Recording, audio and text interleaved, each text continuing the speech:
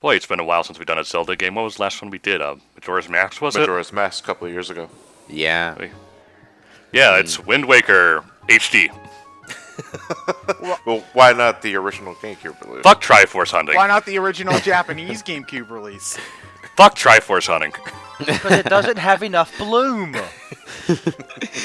But in all seriousness, this HD release is a great one for several reasons. One, because it removes several really inconvenient and drawn out parts of the gameplay that nobody liked, and two, because Wind Waker is, from its artistic standpoint, it's actually one of those odd cases where it's a game that looks like it could have been made about a week ago. In fact, it looks better than pretty much every licensed anime game on the PlayStation 4.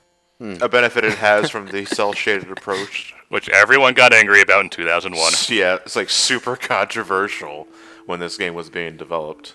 God, the Zelda fanbase is a bunch of babies. You could replace Zelda with any franchise ever, and the statement would be equally true. But yeah, and you know what? I will applaud the Twilight Princess HD remake as well, because it's subtler than in this game, but you'd be surprised how much the lack of general muddiness just makes the entire game look better. It still looks worse than Wind Waker, though, I will say. Yeah, I mean... yeah, like you can see the polygons a little bit more clearly, but it looks good. I will say, I think one of the reasons why Wind Waker's art style initially had that backlash was because of that that convention demo. Yeah, which had, the Tokyo Game Show which prototype demo. It just looked like Ocarina of Time with much better graphics, and people were expecting that. So in that regard, I can kind of understand. But this is one of my favorite looking games of all time. I fucking love Wind Waker's art design. Despite the game being 14 years old at this point, it's still gorgeous as hell. Even the original still looks damn good, you know. Yeah. And I can see why some people prefer the more, I guess you could say, not exactly realistic, but adventurous-looking style of Ocarina and, to some extent, Twilight Princess, Skyward Sword, those games. But I can still really get into this game. It is, for what it is, very beautiful. It's just, I suppose... I get the feeling that this game's art style was more successful in Japan than in the West, because anime. It was pretty obvious from not just the art style but other elements that Twilight Princess was made with more of a Western audience in mind. Well, Lewis, it's funny you say that because the original Japanese title for this was actually the Kawaii Waker, but then they thought that America wouldn't really get that reference, so they just... I think the issue is that this game ages better than almost every other Zelda game. I think visually speaking, we can talk about gameplay all we want later, but some people be like, "Oh man, Twilight Princess looks better than this for a time," and then Skyward Sword looks better than this for a time, and hopefully Breath of the Wild ages better visually. But it always whenever you're trying to be cutting edge, eventually the cutting edge becomes more edgy the hedgy, and then you're kind of just left with... Well, the edge dulls with time, but the softer edges of a cartoony-style game will always look better in the long run, because they aren't trying to push the limits, so the limits aren't as obvious. That has always been true. It was true of Prince of Persia: The Sands of Time, as compared to all of its sequels. It was Shield Boy, you're keeping Link waiting. No. Is he trying to bring in one of the a Hyrulean plane or something? You're good. You're good. You're good. He's air traffic controller. There was a Zelda game with steam trains. So the Legend of Zelda, I don't know, Hyrulean Air Force. It's not completely out of left field. No, you don't get it. That was a picture of Link's battle stance from Skyward Sword. True, you're holding the sword up the entire time. Yeah, whenever you slip into that general Wii Remote stance of just sitting in your chair, it detects you as holding your sword up. So what's wrong with you, seagulls? So if you're just holding your Wii remote in a neutral position and you've forgotten to sheathe your sword, Link will hold his sword up over his head like huzzah the entire time you're running around. It's great. I love Outset Islands theme so much. It's basically it's a variation of Kakariko Village, isn't it? No, not Kakariko Village. Deku Forest. Yeah, there we go. I love this because this is the first time in like the Zelda games up to this point where I kind of felt they actually gave Link some kind of personality. Yeah. And, like, he never says a word. It's always visual. He's like, you start the game and Link just could not give less of a fuck about most of the things he needs to do. Yeah, I love this Link. I love the fact that they gave him a sister. Just this Link, I think, really stands out because they give him this kind of extended family, which in the past he'd normally always either been an orphan or he's just about to become orphan, like in Link to the Past. Or like in Twilight Princess, he's just sort of this bum who lives in a wooden hut on his own outside the village. And there's no explanation for how he got there or whether he had a family at any point. He just sort of exists as an anomaly within space and time. We just keep him around to stop pigs every once in a while. That's his job. I've pretty recently played through Twilight Princess HD, so I will defend that Link has some amount of personality, but it's not as visually to be fair, obvious. Twilight Princess came out after this. That's what I'm saying. At this point, this was my favorite. Even to this day, this is still my favorite Link. Not to mention that Twilight Princess has the benefit of being released after Wind Waker, so they took what was great about Wind Waker and was able to apply it to every other Link at this point. But I do agree, this is my favorite version of Link ever, only because he's so expressive, he's adorable, and yeah. Yeah, I agree there, and you guys know I'm the big Ocarina of Time fanboy, so... Yeah. Well, Ocarina of Time Link is a piece of wood. Let's be real here. He's a cardboard cutout of Link. Hey, Ted! That's an insult to cardboard. Fuck you. To be at least a little bit fair to Ocarina of Time, like no Link before him had personality either, so... True. Whoa, Ryan, the cartoon did. How dare you? Yeah, excuse me, Gareth. Personality.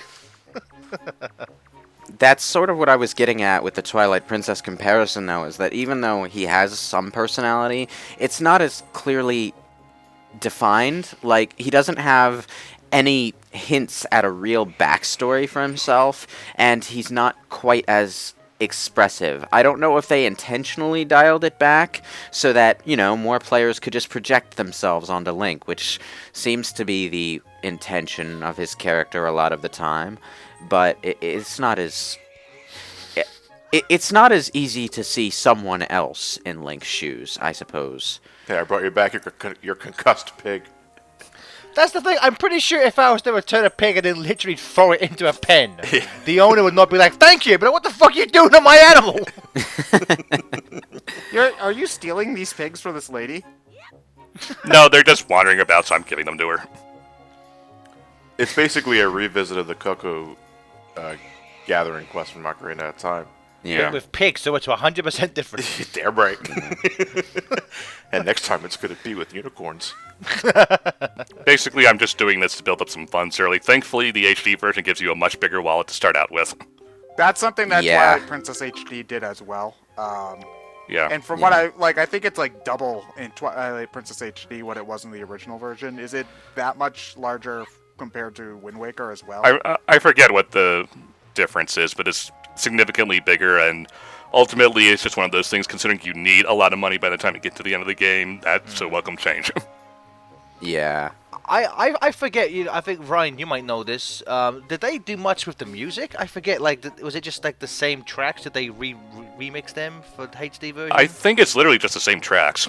Gotcha. It sounds very similar. I think there's a new set of instruments, but I don't think they're rearrangements, if that makes any sense. Like, it's like putting a new the same songs into a new sound card, pretty much is the way I understand it. But of course, if I'm wrong, please feel free to correct me. Oh wait, you already have. Never mind. No, just auditorily, I can't tell any difference between this and the original version. I would have liked maybe a bit more like of an orchestra, especially for something like the Great Sea theme. I just always after here because I got to see the Zelda orchestra like live.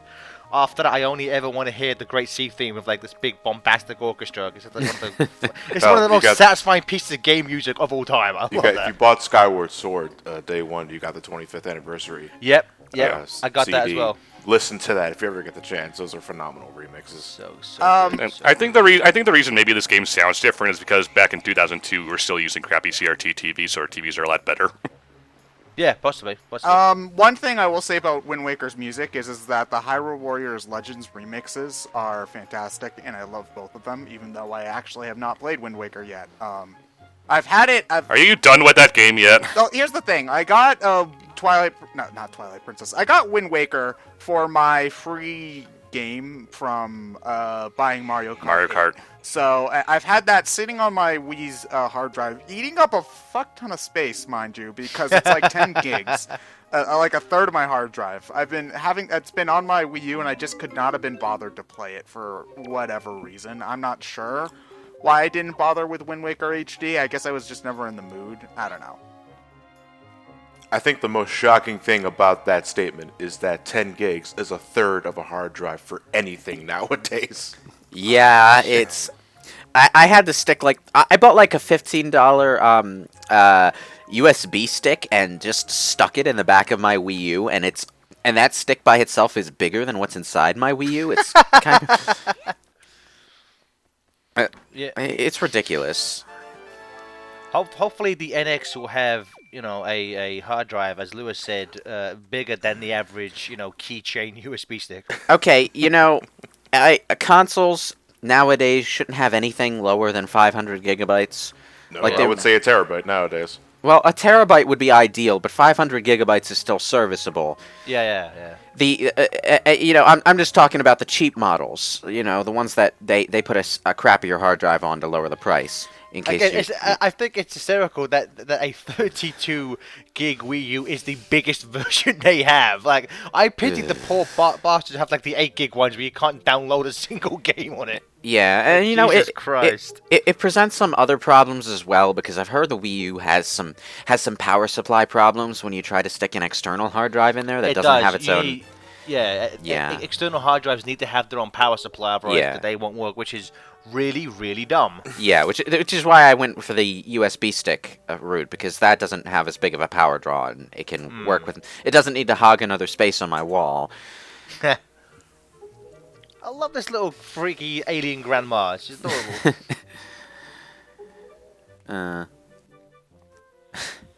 Oh, that's totally not the shield we're going to be using in a bit. I like this reaction to the traditional Link outfit. Like, well, it's basically like the way dumb. that they talk about the legend. It's basically like, once all boys come of age, they start cosplaying as Peter Pan, and Link just does not want to have any part of this at all. I hate Peter Pan. This is almost like in the Pokemon world when you're 10 years old, you're out the door. It's like if you become 12, you get a green tunic and you go and stab things in the wood. Now, fuck off. Oh, just like when he turned 10 and it's time to go on his Pokemon adventure. But yeah, this is just such a brilliant piece of character for this game. I don't necessarily mean for Link specifically, but for this game, like it's a great acknowledgement of the traditional character design without necessarily just using it for the hell of using it, and kind of poking a little bit of fun at it too, because let's be honest, a lot of character designs from the 80s kind of don't work much these days. I like it an awful lot more than in Twilight Princess, where I think it's like you beat the first dungeon and then suddenly he's just wearing it for no good reason. What are you talking about, Ryan? They've aged great. In fact, you just spoiled Breath of the Wild's new suit, which is based off He-Man, the Masters of the Universe. I have the Triforce! the spirit of the local spring gives it to you, and it's like, oh, this is the ancient garb of the hero, now you get to wear it. And it's like, okay, I don't feel very heroic, but yeah, let's go with that. It's like I was just kind of thinking I could just stay in my own clothes. Is that okay? Even mind if I just don't change into this green tunic? Okay. Yeah, it's because I kind of like Twilight Princess Link's basic design, and I kind of wish that I could switch back to it after that point. But, well, oh well. Well, everybody knows for Breath of the Wild, we're gonna go with shirtless Link the entire time, because... Oh yeah, Mailman. After Hyrule Warriors, all I want to play is just shirtless Mailman Link in his white underoos in every single game. Yeah, the true hero of the American people. Of the American fuck Hyrule. He's America's hero now. No, just the postman.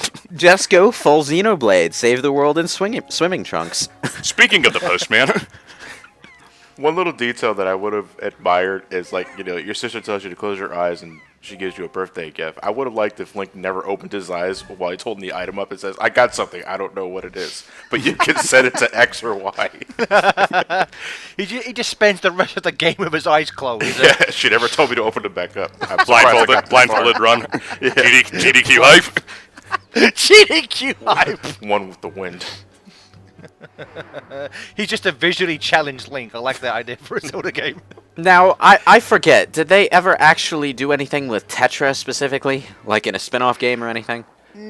She's in Phantom Hourglass and Spirit Tracks. She's in Hyrule Warriors, but she's not very good, unfortunately. No, she's in this game's sequels, and she does do stuff, but she's not, like, super important. Well, technically, it's not that Tetra or that Link. Just gonna be technical. Oh. It's just kind of a missed opportunity because you have Zelda spending her life as a pirate, and then you don't tell any stories about it. Like, jeez, Lewis, spoilers!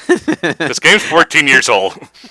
Everyone knows Tetra Zelda. I knew Tetra was Zelda, and I didn't even need to be spoiled. If you don't know Tetra's Zelda, I've got a really shocking thing to tell you about Sheik, okay? Oh, let me guess, she's Ganondorf? How did you know?